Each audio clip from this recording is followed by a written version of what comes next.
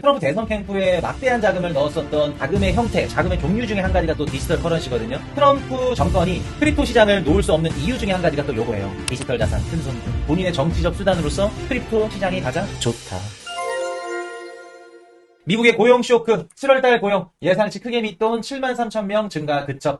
자, 볼게요. 미국의 고용 쇼크 7월달 저번 주 금요일날 미국장이 빠진 이유 중에 한 가지가 고용지표 안 좋게 나왔죠. 어떻게 나왔냐? 73,000개가 발표가 됐어요. 비너 고용지표가. 월가 예상치가 10만 개였습니다. 10만 개 안팎이었는데 73,000개 나왔다는 건 한 2, 3만 건 줄었구나. 야, 이거 갖고 시장이 빠지겠니? 라고 생각을 하실 수 있는데 5월달, 6월달 고용지표가 급감했어요. 이전 고용지표가 굉장히 크게 하향 수정을 했다는 거죠. 5월달이 14만 4천 개가 19,000개. 그리고 6월달이 14만 7천 개가 14,000개. 여러분들 이 정도면은 중국이에요. 중국이라고. 14만 건 정도 나왔던 고용지표가 실제로 열어놨더니 만 얼마 이렇게 발표가 됐어. 이게 중국이랑 뭐가 달라? 중국 지표죠. 아무리 뭐 계절적으로 뭐 조정을 했고 뭐를 했고 이런 건 다 떠나서. 그래서 트럼프 대통령 승질 났죠? 너네 통계 조작했지? 야, 노동통계국장, 너 바이든 때, 부임한 거잖아? 해리스 당선시키려고 작년에는 고용지표 그렇게 좋게 나가다, 우리가 할 때 이렇게 안 좋게 나와? 뭐, 정치적으로 뭐 그런 게 있을 수도 있겠죠? 근데, 저는 이게 실제 지표라고 봐요. 10분의 1토막 났죠? 실제 지표라고 봅니다. 실제 지표일 가능성이 높다. 물론 우리가 실제 지표인지 아닌지는 뭐 확실하게 알 수는 없지만, 지금 승질이 나서 해고를 했습니다. 해고를 했고 이게 뭐 공산당이냐 데니 앨런 누님이 무슨 얘기를 하냐면 바나나 공화국이다. 이제 뭐 동남아시아라던가 이런 데 좀 GDP가 낮은 국가들이 바나나를 농사 지어가지고 바나나 수출하고 조금 못 사는 국가들이 이제 독재 정치를 펼친다. 그런 느낌이 있거든요. 그런 얘기를 하는 거예요. 미국이 바나나 공화국이니? 요 얘기를 하는 겁니다. 그래서 지금 보시면은 고용 쇼크가 일어났다. 그래서 실제로 시장은 야, 이거 고용지표 무너진 거 아니야? 미국의 고용시장이 우리가 생각했던 것보다 안 좋게 나오는 거 아니야? 라고 생각을 하는 겁니다. 그래서 미국 증시가 쭉 빠졌죠. 우리 암호화폐 시장도 조정이 나왔고 미국의 6월달 PCE 물가지수 전년 대비 2.6% 예상치 웃돌아 살짝 높게 나왔지만 크게 걱정할 부분은 아니다. 예상치보다 살짝 높게 나오긴 했지만 크게 올라가지는 않았다. 그리고 여기에서 또 나타난 게 뭐냐면 상품 분야에서 좀 물가 상승이 뚜렷하게 나타났어요. 그 말은 트럼프의 관세 정책이 시장에 영향을 실질적으로 주고 있다. 실질적으로 주고 있다는 거. 자, 오펙 플러스 대규모 추가 증산 합의. 원유 생산 할당량 2년 만에 최고 수준. 유가 많이 떨어졌죠, 주말에. 여러분들 재밌는 거 얘기해 들어볼게요. 오펙 플러스가 원유를 더 생산한다고 합니다. 바이든 정부 때 그렇게 원유 생산하겠다, 증산하겠다 하지 않았던 오펙 플러스가 트럼프 정부가 들어서고 난 뒤에 미친 듯이 증산을 하고 있죠. 이유는 두 가지가 될 수 있겠죠. 첫 번째, 뭐가 될 수 있을까? 음모론적으로 접근하면 트럼프와 빈살만 친하죠? 트럼프랑 빈살만 친하잖아요. 트럼프가 사우디에게 서로 요청을 했을 가능성이 높겠죠. 트럼프 대통령이 가장 하고 싶은 게 뭐예요? 물가 하락이죠. 물가 하락하는 데 있어서 가장 큰 요인이 되는 게 에너지 가격이죠. 야, 내려라, 오펙 플러스. 그래, 그럼 너네들은 우리한테 뭘 해줄 수 있는데, 사우디 입장에서 반도체 좀 수출해줄래? 바이든 정부 때 반도체 수출 안 해줬잖아요. 지금, 안 그래도 엔비디아가 중동에 이제 반도체 수출하고 있죠. 오케이, 반도체 수출해줄게. 너는 증산 좀 해줘라. 그리고 중동에 있어서 앞으로 트럼프 정부가 있는 한, 트럼프 정부가 중동에 대한 개입도 계속해서 강력하게 할 거고, 중동의 입지를 늘리면서, 중동에서 사우디 입지도 올라갈 수 있겠죠. 무언가 이런 모종의 거래가 있었을 가능성이 있겠죠. 요게 음모론적 접근. 두 번째 뭘까요, 여러분들? 지금 미국의 셰일가스 걔네들 제조 단가가 생산 단가가 65불에서 70불이에요. 만약에 오펙 플러스가 계속해서 증산을 통해서 원유 가격을 낮춰. 그럼 어떻게 될까? 미국의 셰일 오일 기업들이 뭐 엑슨모빌 아니면 뭐 옥시덴탈, 뭐 쉐브론 이런 애들은 살아남을 수 있겠지만 밑에 중소형 기업들은 살아남기 힘들겠죠. 그러면 그동안 내가 내주었던 석유 패권을, 에너지 패권을 다시 오펙 플러스가 미국한테 가져올 수 있겠죠. 그래서 이게 두 번째 이유가 될 수 있겠죠. 그래서 미국의 셰일 오일 기업들을 견제한다. 첫 번째, 두 번째. 그래서 트럼프 대통령이 지금 미국의 셰일 오일 기업들을 달래려고 이번에 7월 4일 날 감세 법안에다가 오일 기업들한테 유리하게 해줄 수 있는 법안들을 넣어놨죠. 그리고 거기다 플러스 어떤 정책들을 펼쳐줄 거예요. 그리고 그 정책이 앞으로 우리 코인이슈 하우스가 포트폴리오에 가져갈 코인 혹은 미국 주식이 될 겁니다.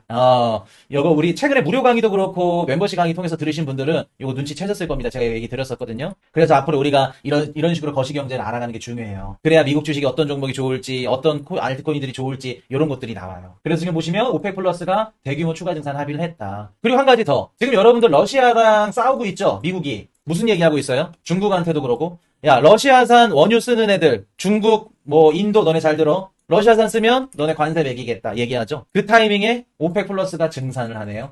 오펙 플러스가 증산을 하네요. 무슨 뜻일까? 한번 퍼즐을 한번 여러분들이 맞춰보세요. 자, 트럼프 제약사의 최후 통첩 60일 안에 미국 약값 세계 최저 수준으로. 자, 약값 내리겠다고 합니다.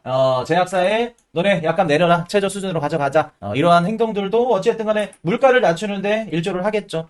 그래서 야, 지금까지 봤을 때는 트럼프 정부가 진짜 잘한 것 같다. 전 개인적으로 트럼프의 말미, 마지막은 깨끗하지 못할 거라고 보거든요. 힘들 거라고 봐요. 근데 지금 당장은 부임한 지 얼마 안 됐기 때문에, 파워도 제일 셀 때고, 입김도 셀 때이기 때문에, 트럼프가 하고자 하는 대로, 당분간은 가지 않을까. 웬만해서는. 그렇게 생각이 듭니다. 그래서 약값 세계 최저 수준으로 쭉 간다. 자, 스위스 대통령의 경로, 통화 몇 시간 뒤에 39% 관세 폭탄. 근데 참 좋은 점이 있는 반면에 또 성깔이 또 너무 세. 그래서 또 이런 멘트들이 증시에 영향을 주겠죠. 6월 말쯤에 사우디의 일론 머스크 등 빅테크 수장들이랑 트럼프도 봤었죠. 뭐 그런 얘기들이 직접적으로 오펙 플러스 증산에 영향을 끼쳤겠죠. 그래서 이런 부분들 보면은 참 좋다가도 시장에 좀 영향을 많이 준 이런 부분들은 좀 불안하다. 이렇게 보시면 될 것 같고, 연준 매파 쿠글러 이사 돌연 사직 트럼프 후임 임명할 때 재밌게 됐습니다. 이거 이따가 연준 9월달 금리 인하 가능성 높아진 거 얘기해 드릴게요. 자, 7일부터 15% 상호 관세, 반도체 등 품목 관세 가능성. 이제 얼마 안 남았죠, 여러분들? 3일 남았습니다. 그리고 중국과의 무역 협상 지금 크로스 체크를 한번 해봐야겠지만 제가 알기로는 지금 11월 달까지 연기된 걸로 알고 있거든요. 90일 유예로. 아마 유예 가닥을 잡은 것 같아요. 그래서 정확한 건 또 오피셜 발표가 있어야겠지만 중국이랑은 협상 못해요, 지금 당장. 계속 끌 거예요. 11월 달까지 못하잖아요. 그러면 12월, 1월, 2월까지 또 유예할 거거든요. 그 뒤부터는 계속 유예하거나 아니면 협상을 마무리 지어야 돼요. 중간 선거 때문에 못한다. 그렇기 때문에 한번 지켜보자. 러시아 핵 이역 도발에 트럼프 핵 잠수함 2대 배치 명령. 미국과 러시아가 분위기가 좋지 않죠. 중국도 뭐 대만 쪽으로 뭐 대규모 이동을 했다 이런 기사들이 나오는데, 중국 같은 경우에는 대만 침공을 한다라고 보기에는 어렵고, 걔네들 뭐 이제 제가 나중에 한번 특집으로 다뤄드릴게요. 또 군부 정권의 또 핵심 뭐 2인자 해가지고 뭐 장유사랑 뭐 시진핑이랑 뭐 이렇게 지금 뭐 대립이다 뭐 이런 기사들이 많이 나오죠. 그래서 이제 중국 내부적으로 좀 정치 파벌 싸움 때문에 군사를 이동했을 가능성이 매우 매우 높다. 그래서 일단 중국은 뭐 전쟁이 터진다, 뭐 대만 침공한다. 증시 비관론자분들 제일 좋아하는 소재잖아. 전쟁이 이렇게 쉽게 터졌으면 여러분들, 전쟁은 항상 우리가 주식이나 코인 투자할 때는 변수로 들어가는 겁니다. 상수가 아니에요. 전쟁, 뭐 전염병 이런 것들 무서워서 여러분 주식 코인 투자 어떻게 해? 밖에는 어떻게 나가? 돌에 걸려가지고 넘어져가지고 실명될 수도 있고, 진짜 죽을 수도 있는데 어떻게 밖에 나가? 변수라는 거. 그렇기 때문에 그거는 이렇게 보시면 되고, 미국과 러시아는 계속 이런 스탠스 펼치다가 또 얘기할 거예요. 러시아 입장에서도 아쉽기 때문에 요거는 좀 지켜보자. 트럼프 상반기 정치자금 3천억 돌파, 디지털 자산 큰 손들 물렸다. 여러분들, 트럼프 정권이 크립토 시장을 놓을 수 없는 이유 중에 한 가지가 또 요거예요. 디지털 자산 큰 손들. 여러분들, 트럼프 당선되기 전에 트럼프 대선 캠프에 막대한 자금을 넣었었던 그 자금의 형태, 자금의 종류 중에 한 가지가 또 디지털 커런시거든요. 크립토야, 크립토 자금들. 그렇기 때문에 크립토를 외면하지 못할 뿐더러, 그리고 트럼프 정부 내에서도 어찌됐든 간에 양적 완화나 유동성 정책을 연준과 재무부가 하기 때문에 연준의 이런 독립적인 것들을 트럼프 4년 동안은 무너뜨릴 수는 없어요. 그동안 수십 년, 수백 년 동안 지켜왔던 연준의 독립성이기 때문에, 그 뜻은 무슨 뜻이냐면 연준의 힘을 최대한 약화시키고 미국 트럼프 백악관의 힘을 최대한 강하게 성장을 시키려면 무조건 크립토 시장이 필요하다. 트럼프 대통령이 뭐 비트코인이나 이더리움을 좋아해서 그런 게 아니라 본인의 정치적 수단으로서 크립토 시장이 가장 좋다. 그렇게 보시면 됩니다. 그래서 여러분들 코인 투자하신 건 잘하신 거예요. 트럼프 임기 아무리 못하더라도 트럼프 임기 4년 동안은 여러분들 진짜 코인 투자하시면은 울고 웃게 될 겁니다. 상반기에 울었으니까 이제 하반기에는 웃을 때도 됐죠? 그리고 나서 또 이제 내년이나 내후년 또 울어야지. 그래서 그런 사이클을 우리가 잘 대비를 하고, 그리고 여러분들 아무리 코인 투자하는 게 뭐 좋다 나쁘다 말씀을 드려도 본인들이 제대로 된 투자를 하셔야 수익을 낼 수 있고 코인판에서 살아남을 수 있는 거예요. 자, 트럼프 관세 중간 선거로 평가, 미국 민주당 타격 원점 못 잡아. 그래서 이제부터는 슬슬 하반기로 가면 갈수록 여러분들 내년 11월에 있을 미국 중간 선거에 포커싱이 맞춰질 겁니다. 포커싱이 맞춰진다는 건 트럼프 정부 입장에서도 상반기 때처럼 막 심각한 시장에 영향을 끼칠 만한 그런 정책들을 섣불리 펼칠 수 없다 라는 거죠. 그럴 때 요거를 한번 보시면 된다는 거. 자, 미국의 대형 은행 코인베이스, 로빈후드 견제 움직임. 자, 봅시다. 미국의 대형 은행들이 지금 코인베이스랑 로빈후드 견제하고 있죠? 어쩔 수 없죠. 전통 금융권과 이제 신금융권이 맞서 싸울 수밖에 없죠. 그럼 우리는 요 싸움을 제3자의 입장에서 지켜보고 앞으로 어떤 놈이 살아남을지, 그리고 이 싸움에서 파생적으로 어떤 종목들이 수혜를 거둘지 그것만 딱딱딱 캐치해서 현금 넣고 투자하시면 돼요. 어렵지 않죠, 여러분들? 단 하나도 어렵지 않다는 거. 자, 비트코인으로 주가 부양, 국내외 상장사들 매입 열풍 뒤에 급락 속출. 최근에 뭐 이더리움을 매집한다, 비트코인을 매집한다, 이런 기업들 주가가 많이 하락했죠. 여러분들 제가 요거 아마 한 3주 전에 다뤄드렸을 거다. 한 2, 3주 전 멤버십 방송에서. 또 공교롭게 그거 다루고 나서 또 가격이 빠졌죠. 해당 종목의 가격이. 여러분들 요게 해당 코인의 가격이 올라갈 때는 너무나도 좋아요. 레버리지 ETF 상품이랑 똑같아. 근데 반대로 떨어질 때는 2배로 떨어져. 그렇기 때문에 여러분들은 이런 것들을 인지를 하고, 그리고 얘네 해당 기업이 이 비즈니스 모델이 아니어도 살아남을 수 있을까? 아니면 해당 비즈니스 모델이 아니어도 그 돈을 벌 수 있는 수익 구조가 있을까? 우리가 조금 더 객관적으로 평가를 할 수 있어야 돼요. 다 죽어가는 좀비 기업이 갑자기 뭐 우리 비트코인 살게, 이더리움 살게, 솔라나 살게, 뭐 하이퍼 리퀴드 살게. 그래서 주가가 미친 듯이 뛰어. 그럼 우리가 한 번쯤 의심해 볼 만해요. 그리고 내가 수익을 거둔다 투자해서 그러면 언제든지 분할로 익절을 해야겠죠. 그렇게 말씀을 드리고, 자, 또 에릭 트럼프 또 아들내미 또 얘기하네요. 바이더 딥. 트럼프 아들내미가 올해 상반기에 바이더 딥이라고 사라 그랬죠. 그리고 나서 가격 떨어지니까 욕을 뒤집어지게 먹어. 응? 욕을 엄청 먹었어요. 그리고 나서 가격이 또 반등하니까 어때요? 역시 트럼프 아들이다. 저는 이 트럼프 아들 차남인가요? 장남인가요? 에릭 트럼프 이분이 나쁘다고 안 봐요. 이분의 말에 동요되는 투자자들, 그리고 그거를 갖고 뭐 나쁘니, 뭐 잘 됐니, 뭐 잘 맞추니, 뭐, 안 좋은 얘기를 막 뭐, XX니, 쓰레기니, 이런 얘기 하시는 분들이 전 이해가 안 가. 여러분들 봅시다. 에릭 트럼프가 바이더 딥, 그분들은 뭐만 본 거예요? 이 기사에서. 에릭 트럼프가 하는 무슨 얘기만 들은 거야? 비트랑 이더리움 지금 가격 떨어진 거 쌉니다. 담으셔야 돼요. 그 의견에 대한 근거, 분석, 이유, 그거를 보려고 하지 않고 뭐만 집중했어요? 사라. 야, 너가 사라고 했더니 가격 떨어졌잖아. 그러니까 욕먹는 거야. 사남이에요. 결과만 듣고 싶어 하잖아. 지금 싸다, 사라. 그래, 살게. 근데 가격 떨어졌잖아요. 그러니까 투자자들이 이분을 욕하고, 저는 이분 말이 맞았다고 생각을 해요.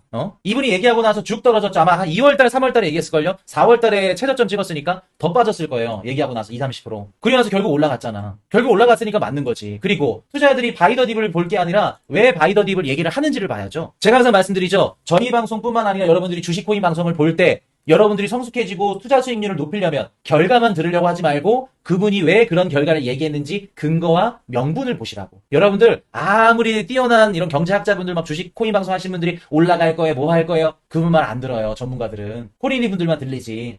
야, 저분이 책을 몇 권 썼고 유명하니까 뭐 어디 TV에도 나왔고 무조건 올라간다더라 사자, 그분들만 끝나는 거지. 진짜 여러분들 투자 잘하시는 분들은 어떻게 들은 줄 아세요? 그분들이 아무리 상승한다고 하더라도 이유가 말짱 깡이야. 이유가 그냥 허무맹랑해. 그러면 됐다. 그냥 글러 텄다. 나는 동의 못해. 오히려 반박을 해요. 그게 경제고 경제 공부예요, 여러분들. 그런 분들이 투자 수익률을 더 크게 내는 거고. 이해되셨죠, 여러분들? 항상 우리는 결과보단 과정이 중요하다는 거. 그리고 그런 결과보다는 그 결과가 도출된 근거와 명분, 이유가 가장 중요하다는 거. 그렇게 보셔야 됩니다. 자, 비트코인 ETF 플로우 테이블 보도록 하겠습니다. 야, 유출이 8억 불이나 나왔어? 역대 최대인 것 같은데, 8억 불이면? 아무리 여름 휴가 기간이고 월말 월토라도 세게 나왔네요. 8월 1일 날. 크게 나왔습니다. 8월 4일 날 아마 보셔야겠지만 유출은 당분간 좀 나올 거예요. 그리고 ETF 이더리움 1억 5천만 불. 이더리움도 잘 들어오다가 유입이 조금 끊기고 유출이 나왔네요. 그래서 그럴 수 있습니다. 유출. 8월 초 월말 월초에 휴가 떠나기 전에 거래량 또 포지션 정리하는 구간이기 때문에 당연히 그럴 수 있다. 자, 일정표 한번 말씀을 드릴게요. 8월 7일 미국 신규 실업당 청구 건수 발표되고요. 12일 날 소비자 물가지수 CPI 발표됩니다. 자, 12일 날 CPI 발표되는데 요거 중요하다. 요게 좀 괜찮게 나올지 아니면 조금 높게 나올지는 제가 근처 가서 말씀을 드릴게요.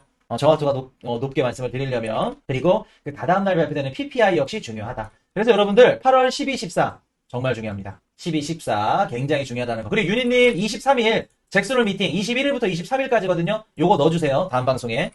잭슨홀 미팅도 있습니다. 잭슨홀 미팅이 뭐냐면 9월달 FOMC 금리 인하 하기 전에 한 차례 연례 행사가 있어요. 그때는 이제 우리 한국의 중앙은행 총재분들도 다 오시고 한국의 막 석사, 박사 뭐 다 오거든요. 70 몇 개국. 전 세계 이제 그 중앙은행들 다 총재들이 한 자리에 모여가지고 앞으로 이제 경제가 어떻게 될 것 같고 금리가 어떻게 될 것 같고 컨퍼런스예요. 그래서 아마 와이오밍주인가 잭슨홀이? 하여튼 뭐 거기서 모여가지고 1년에 한 번씩 거기서 이제 금리나 가이던스를 주는지 안 주는지, 그리고 앞으로 연준의 향후 5년 동안 통화 프레임워크가 어떤 식으로 바뀌는지 그런 부분들을 발표하게 될 겁니다. 그래서 23일 날 중요하다는 거. 사실 연준 금리 결정 프리뷰에 가깝다. 그렇게 보시면 되고, 20일 날 유로존 CPI 발표되고요. 생산자 물가지수 9월 14일 PPI 중요하죠. 9월 18일 날 연준 금리 결정 중요합니다. 그래서 일본 금리 결정은 9월달은 봐야겠네요. 할지 안 할지는. 그래서 8월 초에는 또 우리가 한 가지 리스크가 뭐냐면 관세 협상 타결되지 않은 국가들 69개국에 대해서 관세를 적용하겠다. 15에서 41%. 근데 여러분들 일단 큼직큼직한 이런 중국, 뭐 EU, 한국, 일본, 그리고 나머지 뭐 베트남, 인도네시아, 필리핀 이런 국가들이 지금 협상이 됐잖아요. 시장에 크게 영향을 못 준다. 괜찮다. 더 이상 관세 때문에 시장에 크게 영향을 주기에는 아직 힘들다. 만약에 중국이랑 7일날 연장이 안 되고 부러졌다? 그러면 영향을 줄 수 있겠지만 그럴 가능성은 좀 낮아 보이지 않을까.